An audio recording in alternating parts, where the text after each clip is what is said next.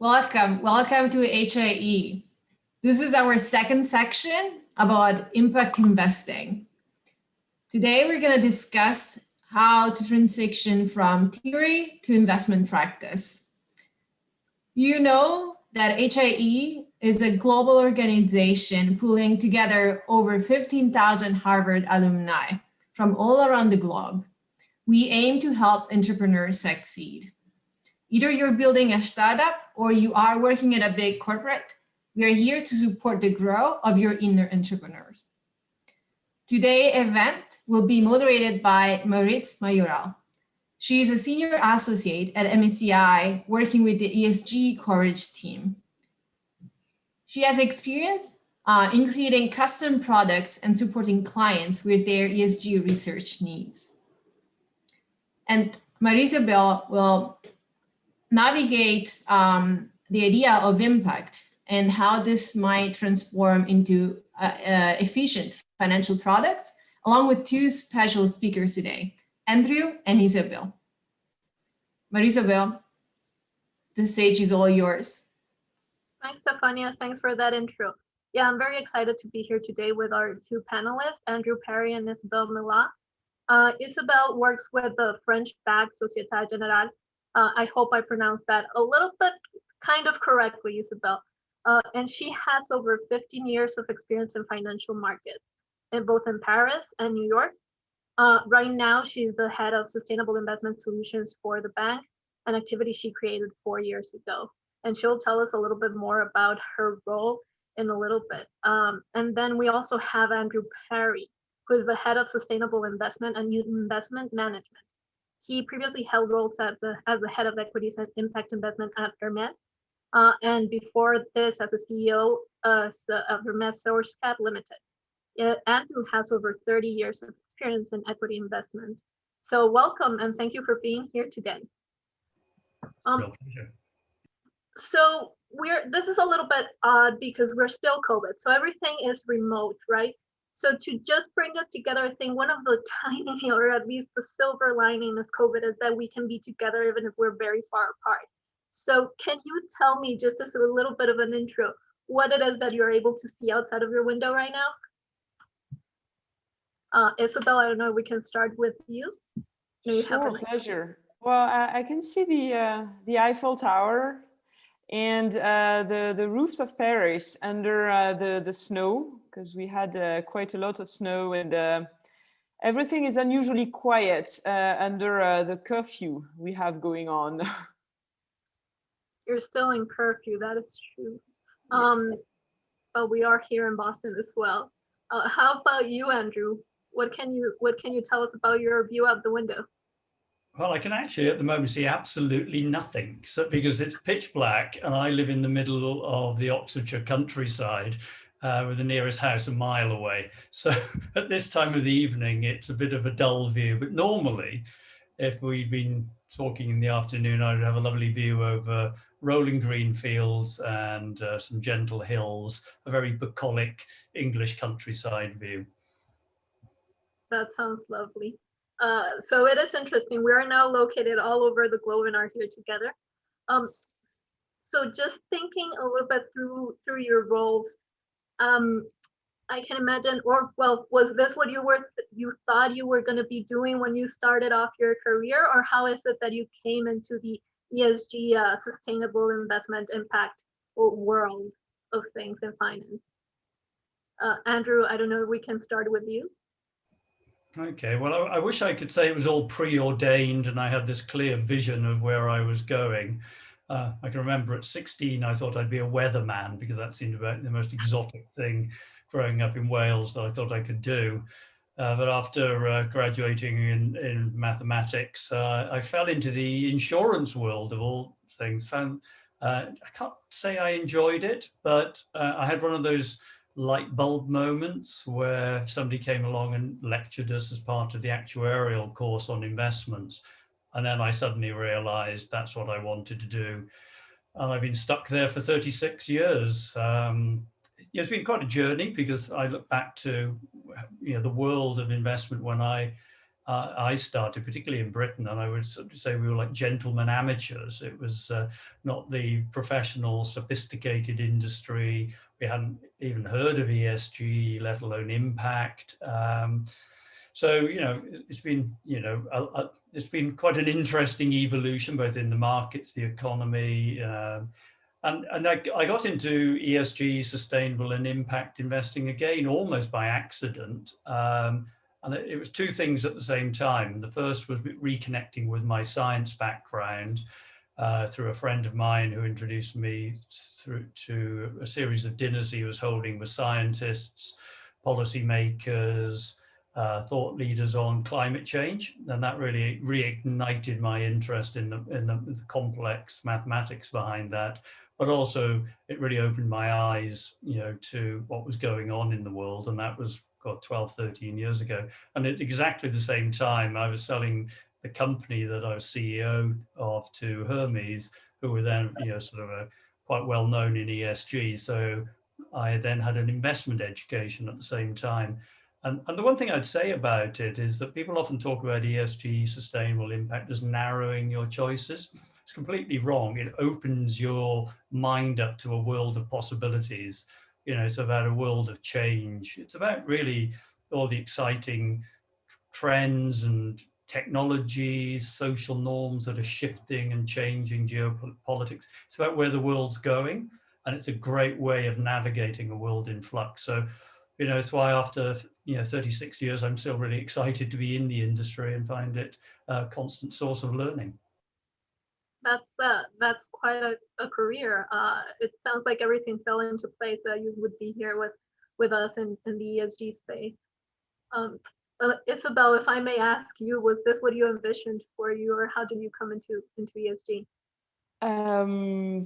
It's not when I envisioned, growing up. In truth, I think I wanted to be something different every day, but probably a favorite was being an equine vet, because, I loved horses, obviously, and because that meant, working outdoors.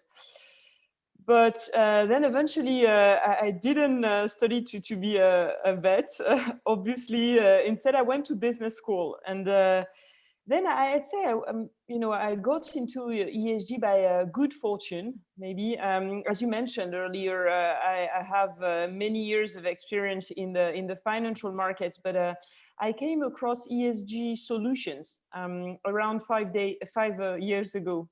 It was as part of my financial engineering job. There was, I'd say, a great conjunction between me getting really passionate about the topic and, understanding how this could put meaning back into our jobs. And obviously, mounting interest of European investors, mostly at that time. And maybe the rest is a bit of an intrapreneurial story. I wouldn't pretend to be an entrepreneur in front of such an audience, but definitely internally, I double shifted with my product engineering job, and that's whilst I was building a case to create a team dedicated to ESG solutions, and that was successful. Otherwise, I wouldn't be here today, I guess. I found that there were, experts of sustainable and ESG investing, but really, as a bank, we had a role to play in turning that research into reality, actionable investment solutions. And so that was a great spot to occupy. Maybe I said, I was building a case to show client interest. It sounds very rational, but there was a good amount of intuition to I knew, this market was going to take up, and actually sustainable finance would be the future of finance. But I can tell you, I did face a dose of skeptical comments at the coffee machine. At the time, we could still get coffee with colleagues in real life, and colleagues were questioning why I was veering away from maybe a safer path to focus exclusively on ESG, which, in their views at the time could still be maybe a niche or a fad, but clearly I don't regret my choice. It's yes, I really love that context of the story because, as you know, I was also part of the ESG world a while back, and there was a lot of skepticism that I think we're starting to break myths. It's more and more. So you mentioned you wouldn't be here today, and Andrew, I'll ask you the same question in a little bit. Uh, for us to better understand, what is your current role? What is your day to day? What is kind of what you do within ESG? Well, what we do is we create actionable ways for all kinds of investors to invest in stocks, bonds of companies which they select based on either their ESG credentials or ESG investing opportunities.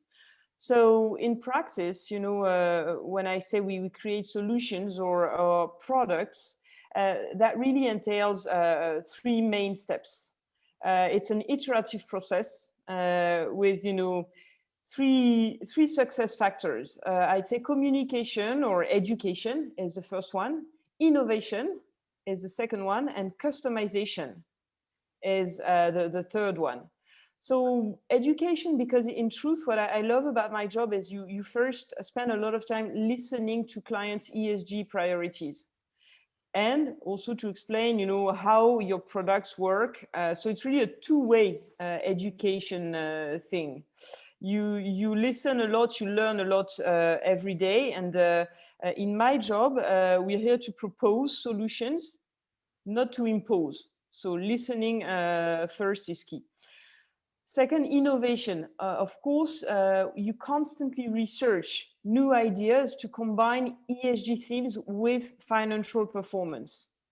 So when engaging with a client, you come to the table with new ideas, you know, need to be at the forefront of ESG, and also, of course, that need to be practical. So, you know, again, ESG product creation is beyond just research. It's about turning kind of the talk and ideas into action. So you need to innovate. So definitely innovation is the second step in my job. And the third one, and I'm sure you will agree on that, is customization. Most clients have their own ESG priorities and financial priorities. We always, you know, make a combination of both. And so we try to find the right balance with them between risk, return, and impact. You know, in finance, people would focus on risk return. Now we've added a third dimension. So just to flesh it out, some clients need, you know, their savings to remain very liquid, and they will rather invest in the stocks of large companies, for example, with high ESG credentials. And that's the way, you know, to drive liquidity to ESG leaders and encourage good practices across industries. And we have other clients that could invest in new ventures, smaller companies. So that's an investment with maybe more risk, more yield, but also sometimes that generates a deeper additional impact. So, you know, going back and forth with every client and customizing both the ESG and financial aspects of a product to their needs is really the third crucial part that my job entails. A lot of education from both sides coming and going. I completely understand and share that with you. And to kind of connect with that, Andrew, if you can also tell us a little bit about your role right now and how you, from your perspective, would define ESG or impact on sustainability, because this is something we often see. It's a little bit different for for almost everyone and every institution. Yeah, I often joke that ESG is a great idea in want of a good definition. You know, I think sometimes we've got to be very careful in our industry, because we can start everything go straight into jargon. And look, we've all done it. We're using ESG. Oh, yeah, what the heck does ESG even mean? You know, we all think everybody else knows it. But so ESG, environmental, social, and governance issues that can have a material impact on the financial performance of a company, but are actually really important in the context of the world in which we live. So you think about it, the way I tend to think of it is that all companies and all investments have environmental, social, and governance influences acting on them. Those influences will change according to what industry they're in, what country or region they're in, and they'll actually also change over time. So they're a part of a dynamic, adaptive system that also includes competition, financial returns, valuation, and all the other things that we look at in investment. So think of ESG as an input into all decision making. I think then sustainable is an outcome. It's what we want to achieve. And I often say to my clients, sustainable is a journey into the future. It's not something that we've achieved yet. It's about adapting to a changing world. It's about the circular economy. It's about resource efficiency. It's about diversity and inclusion to get better staff retention. It's about all the complex issues that, if done well, it's about, think of it as managing the dynamic tension between the three vectors of financial returns, social consequences, and environmental impact. And the best companies, the most sustainable companies, will do that in a way that brings some sort of balance, that brings resilience to their long-term financial returns. And then finally, impact is around consequences. So it's thinking of it, all investments have an impact, but not all impacts are positive. So it's thinking about how can we provide solutions to some of the world's most pressing problems. And that spectrum of capital, that spectrum of intensity is what I think makes it really exciting. So with ESG, you're acknowledging an issue. With sustainable, you're benefiting all stakeholders. And with impact, you're creating solutions. So I think that's how how I think about it, and that's part of my day job. As Isabel said, a lot of what we do in this space is educate. So I do. This is my third talk today, so I've been quite busy on the educational front, and it's trying to bring this topic to life. It's not about labels. It's not just about financial instruments and products. It's actually, a lot of it is about the connection to the society in which we live and the planet in which society is embedded. And that recognition that as investors, as stewards of other people's capital, that comes with responsibilities. And actually part of our responsibility is to help support and encourage, a healthier and more equal world over the long term. Why? Because it actually supports profit growth, and it actually builds more resilient business models, more sustainable cash flows. So it's, for me, that's why I said at the beginning, it's about looking at a way to be a better investor. And so a lot of my job is communicating that externally, making sure that our investments align with that. A lot of things that we also do are around engaging with companies. So it's not just how we invest, it's actually acting as responsible owners with the assets that we have. So we will we've been talking this week to banks about their carbon reporting and their lending to fossil fuels. We've been talking to a large German utility why it was chopping down an ancient forest to extract coal when we've got net zero for 2050 in Europe, and why they were suing the Dutch government for closing down a coal-fired power station. So a lot of this is about having conversations with companies and encouraging them to be more sustainable, because again, we think it's about good business practice in the long term. Thanks, Andrew. I really like how you define sustainable as a journey into the future. I might quote you on that in the future myself. So you mentioned engaging with companies. Is this on behalf of your clients? And I open this question to both you, Isabel and Andrew. Who are your clients? How do you work with them? Is it, again, Isabel, you mentioned it's feedback and kind of learning from each other. But who are these clients, and are they looking actively for ESG or sustainable or impact investments?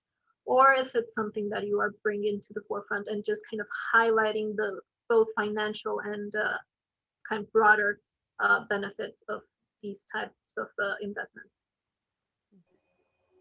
Do you want me to go? Shall I launch in on that one, given I mentioned engagement? So I used to be the co-chair of the UNFFI Positive Impact Initiative with one of Isabel's former colleagues from SocGen, and that was really exciting because it was about thinking about the impact, using the concept of impact, providing solutions to the world's most pressing problems through business models, and how do you create impact-enabled business models, and that was an exciting opportunity. And we've created, in my former job, I created impact-orientated products in the public markets.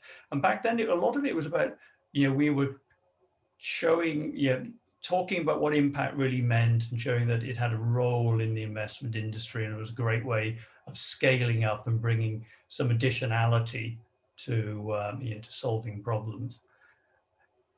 Then it was much more about engaging people in the conversation and educating them. Now, our clients are pushing us to talk about the impact that all of our investments have and how we're actively managing that. And to your question, who are our clients? They're everybody from sovereign wealth funds and major pension funds to private wealth managers, registered investment advisors, advising individuals, but always at the end of the chain is an individual.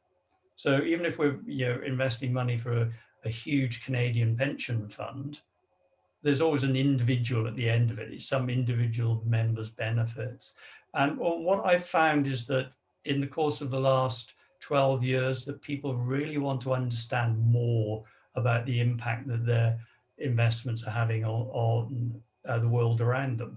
So our clients are now increasingly not just listening to us talk about why we're engaging and what we're engaging on to lead to better outcomes. They're saying, look, we really care about diversity and inclusion. We care about Black Lives Matter. We really care about the environment. We really care about biodiversity. What are you doing about it? How are you engaging with those companies that are laggards in these areas, or those companies that can have the most influence to try and change their behaviors to deliver better outcomes. And I sometimes joke that particularly in Europe, a lot of our clients have almost become activists themselves. They're getting really very exercised about these issues, and they want to see that their capital, their retirement savings, are being used well and for wider benefits, stakeholder benefits, because I think there's a greater recognition that social norms are changing.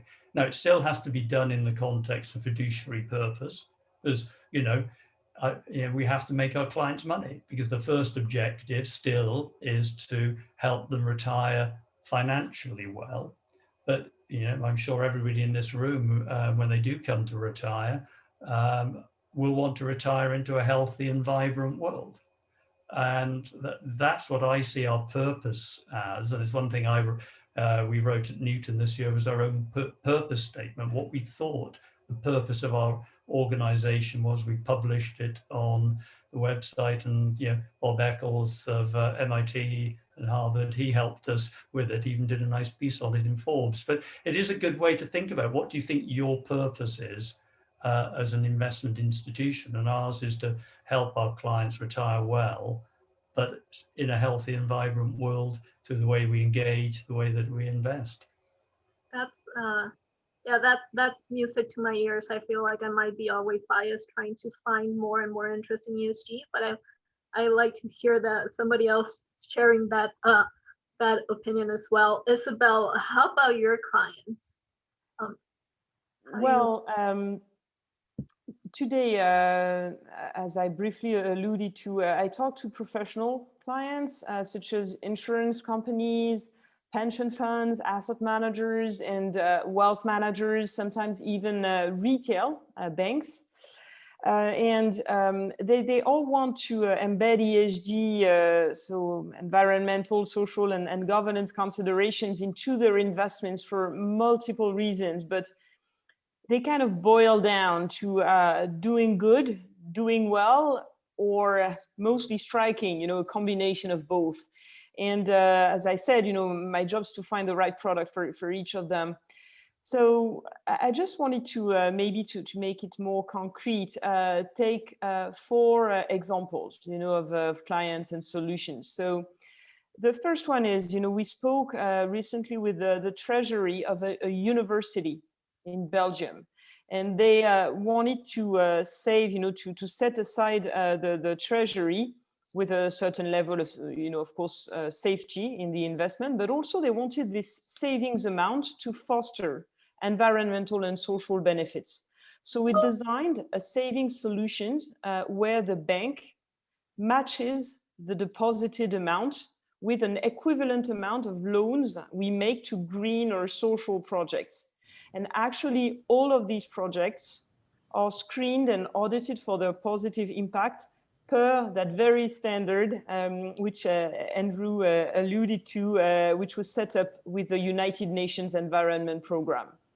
So, the projects could be renewable energy, but also on the social side, hospitals or education facilities. Right, so that was a first solution to meet that university's goals. Another illustration is we work with a large asset manager in the UK, and they've designed their in-house ESG scoring methodology to select stocks with long-term performance potential because they manage well ESG risks and opportunities. And of course, this asset manager, when they do that, it's to meet the fiduciary duty vis-a-vis end investors. So for them, we designed a flexible equity basket strategy where this asset manager can input their in-house ESG criteria and also, reshuffle the baskets if the ESG methodology evolves. Because in truth, ESG is a journey and in constant improvement. And I'm on purpose, going across the globe because with examples, because my job is global, and I'm actually super excited to see that ESG is going mainstream across the world. So we recently won a mandate with an Asian private bank, and they wanted to offer to their wealthy clients an investment in emerging market stocks that would benefit from the outperformance of the ESG leaders in that cohort against or compared to the overall market. And I really like that one because, it conveys the true conviction that ESG investing is simply smart investing, and that the benefit of sound ESG practices should expand also beyond developed markets. Again, that was a strategy in emerging market companies. Last, I wanted to end with an example that's maybe closer to you. We recently worked with a US insurance company who wanted to offer an innovative equity investment solution as part of life insurance products. And for them, we partnered with a US-based fintech who has developed an innovative algorithm that identifies companies whose business plans, if you will, limit their exposure to climate transition risk. So we went back and forth, with the insurance company to adjust the stock selection methodology that would also control for market risk, because, that insurance product has to be suitable for their end clients. And that's how we came up with this, again, climate risk related stock picking solution.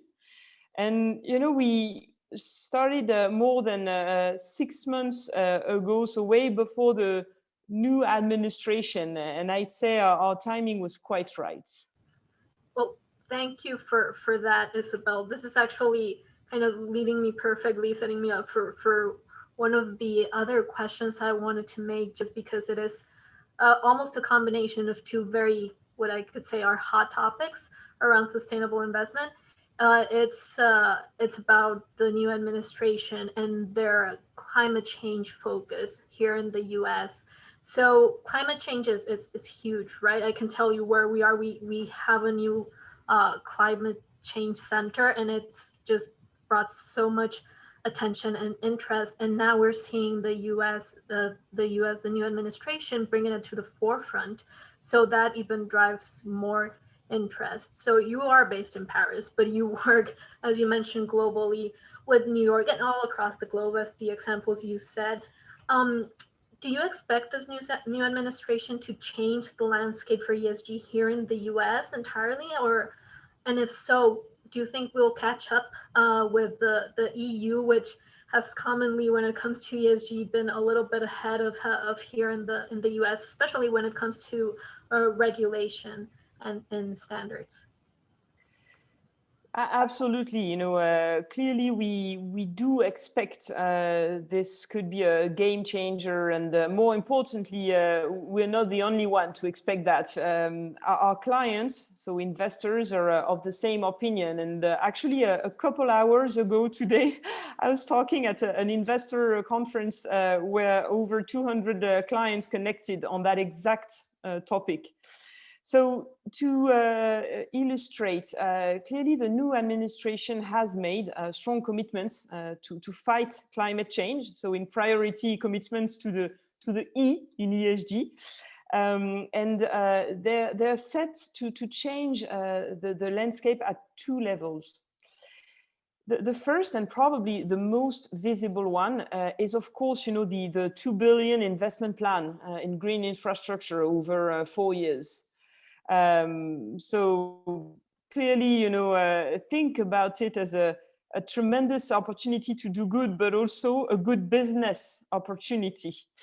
And even if our research shows it's a mix of traditional and green infrastructure, it's still, highlighted as green overall, and with substantial government money for that green infrastructure part.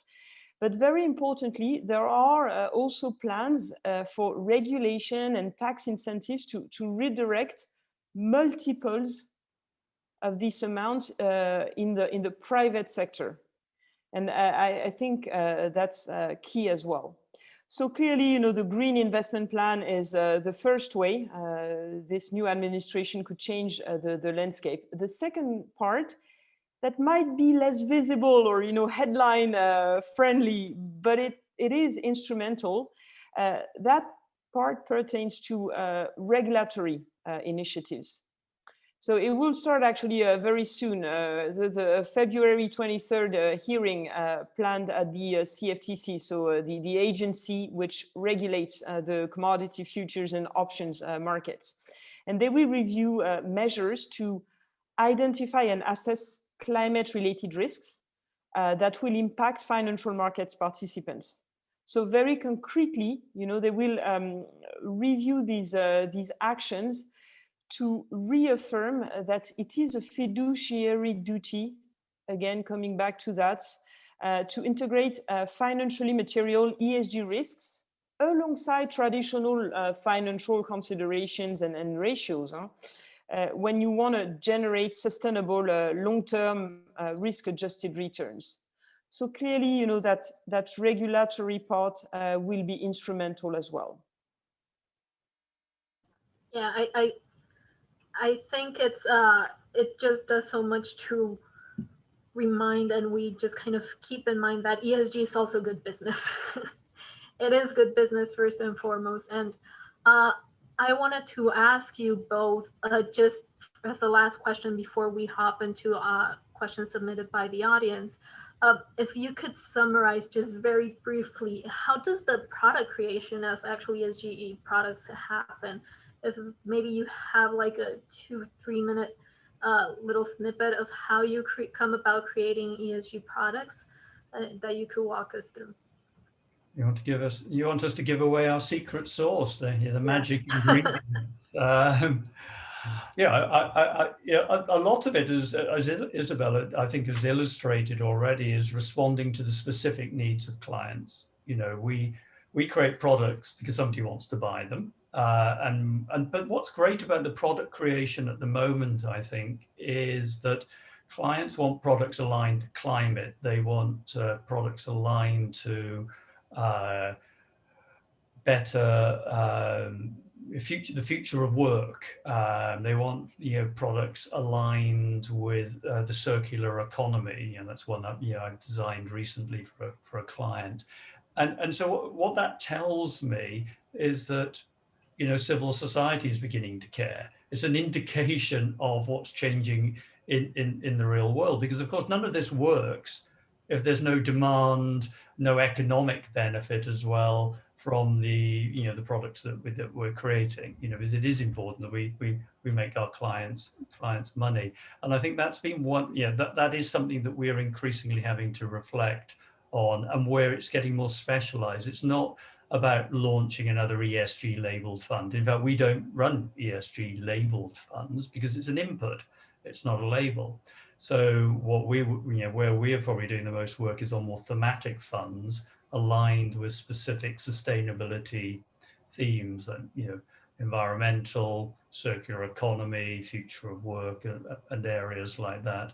And then you have the issue of how do you put that, and Isabel's much better at this than me. I'm just a simple equity guy.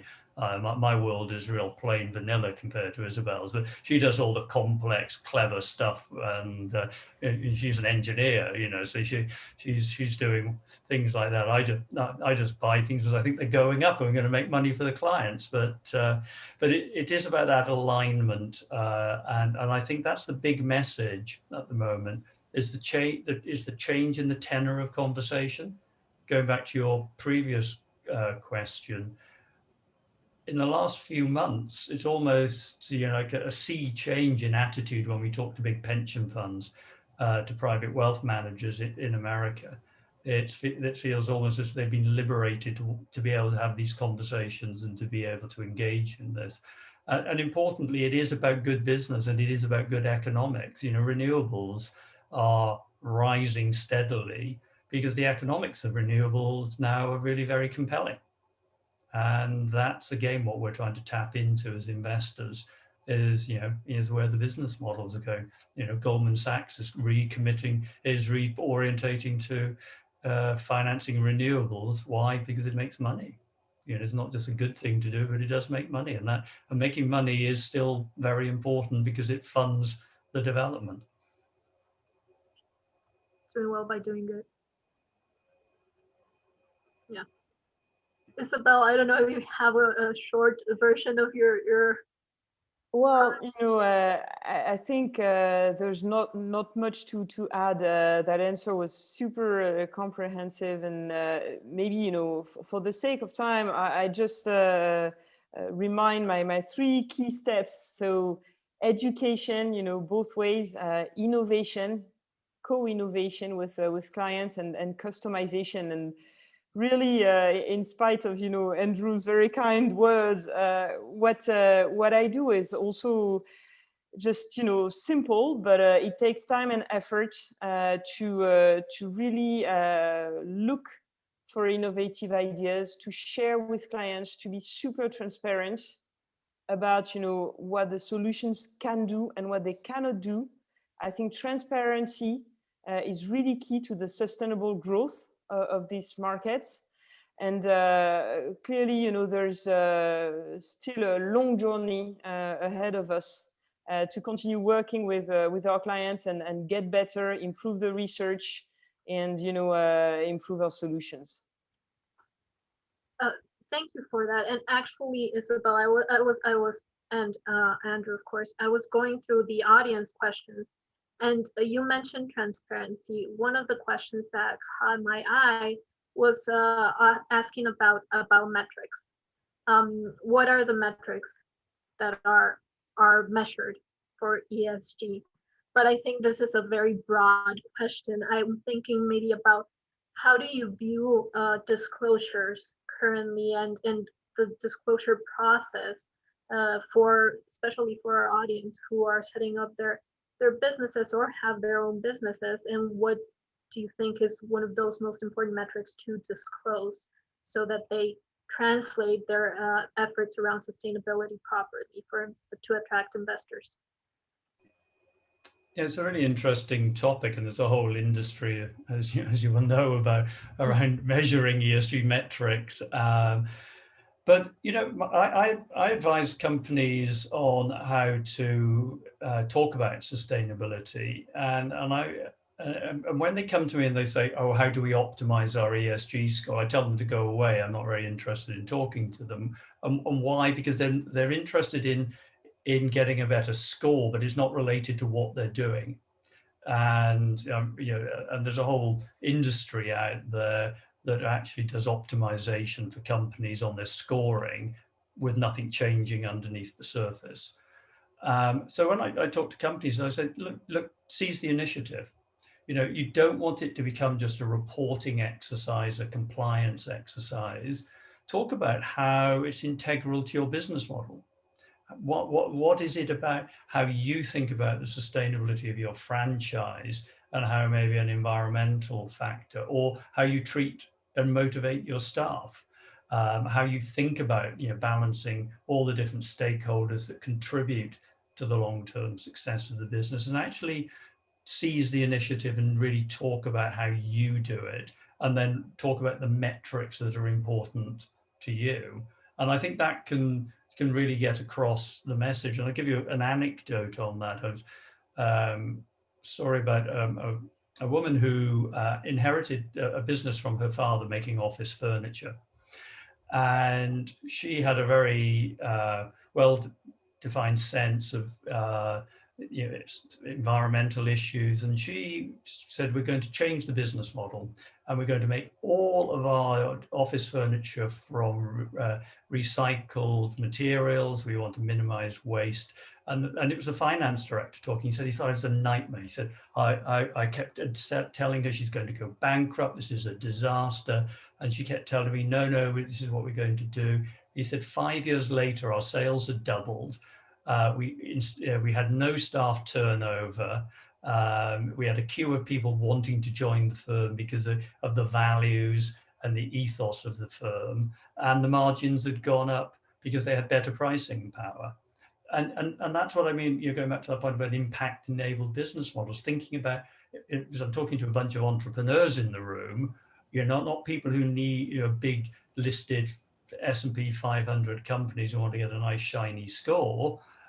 This is about how do you think about having an impact as integral to your business model, and building growth and resilience, and then communicating that passion and excitement. I don't think I could agree more. There are several questions around trends, so I'll probably just summarize it into one of them that I think kind of captured all of it. What are the trends or the big differences you see? Let me just read this. What is looking different for you and trends and impact, ESG, sustainability, etc., from last year to this year?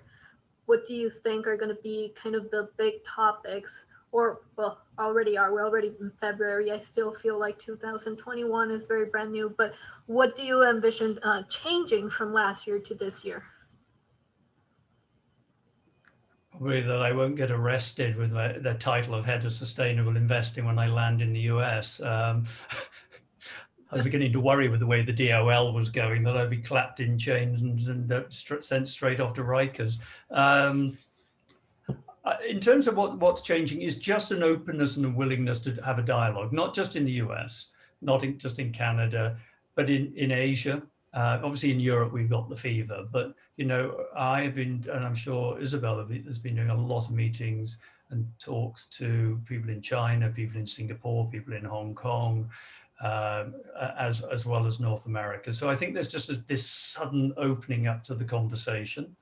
Obviously environmental and climate are big agenda items, but the social side, diversity and inclusion, I think the notion of the future of work in a rapidly changing society with, technology disruptions, and we have to think about the energy transition, particularly in North America. It's going to disrupt a lot of jobs. So there are going to be consequences, and something that Joe Biden will need to think about is that the social dislocation that comes from an energy transition, and I know that from having been born in a mining village in South Wales and watched that become a stranded community as well. So we have to think about those issues too. And I think in the US it's about engaging and voting will become a big topic.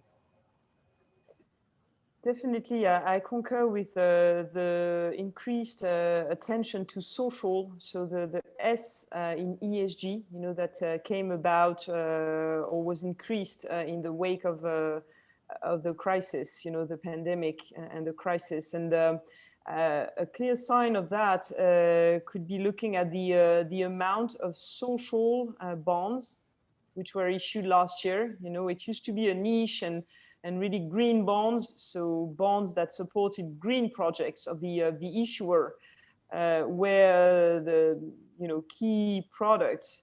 Whereas last year, social bonds have really increased, and I think that's a good sign. And by the way, we were discussing measurement and metrics. Well, let me tell you that on the environmental side of things, where we have maybe a longer experience, it's already hard, you know, to come up with the right metrics. On the social side, it's even tougher. But definitely, the social is a key trend. I'd say as well within the environmental sphere, climate is, you know, definitely front and center on the agenda, but it's also growing attention is caught by topics like biodiversity and the circular economy. So, you know, clients are getting more and more aware and sophisticated about all these topics.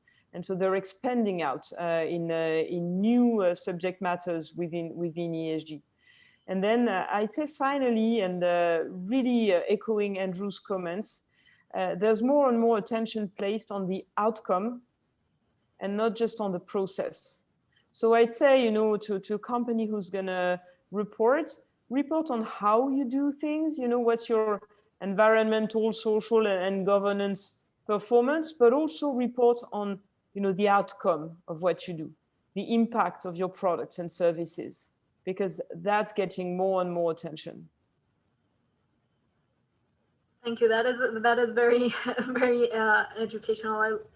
I love hearing about your perspectives.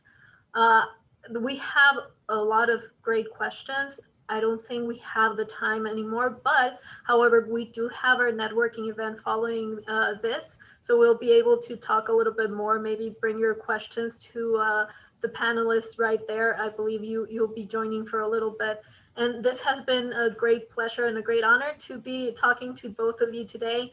And thanks again so much for the invite to the Harvard, to HAE. I don't know, Stefania or Corey, I believe you've sent the link in the chat. This has really been fantastic. Seriously, like, wow. Thank you so much. Yes, thank you. And now we all are going to transition into a new platform that's called Sophia. You can see the link appearing in the chat, and we can have the opportunity to actually connect on one-on-one. So this new platform will bring us into what it looks like Harvard, but of course it's a virtual room. We're gonna have our own avatar, and you can directly talk to Andrew and Isabel and Marisabel. So I'm actually going to click on the link and leave Zoom right now. I will leave Corey on Zoom in case you have any issue, you can ask him. And on Sophia, you will see me and other people from HAE that can help you in case you have any issue with the platform, okay? Again, huge thank you for our fantastic panelists, and Marisabel, you also did an amazing job. So thank you guys. I see you in a bit into our virtual Harvard room, okay? Thank you so much. See you in a little bit. Thank you so much. Thank you. Bye-bye.